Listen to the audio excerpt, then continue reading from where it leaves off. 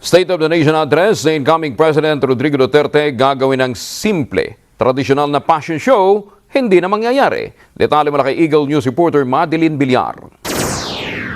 Wala na umanong aasahang tradisyonal na fashion show sa State of the Nation address ni President-elect Rodrigo Duterte. Paliwanag ni outgoing WANBA Party List Representative at incoming Labor Secretary Silvestre Rebello III, alam naman ng lahat na simpleng tao lang si Duterte na walang hilig sa red carpet. Paalala ni Bello, simpleng manamit si Duterte na mahirap anyang sapawan. Tuwing panahon ng SONA, isa sa inaabangan ay ang Parade of Stars sa red carpet ng Kamara dahil sa magarbong pananamit ng mga mambabatas at kanilang asawa, mga bisita at mga opisyal ng gobyerno. Si Duterte ay madalas namang nakikita na nakasuot lang ng checkered na polo, maong pants o maong na pantalon at boots. At sa SONA ay posibleng niya na magbarong Tagalog lang si Duterte, magsuot ng pantalong maong at boots.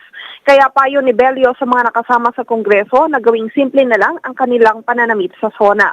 Kasabay nito, sinabi ni Bello na inaasahan ng matapang na speech ni Duterte sa SONA kaugnay sa mga plano nito sa bansa at mga advokasya. Para sa Eagle News, Madeline Villar, I'm 1 with 25.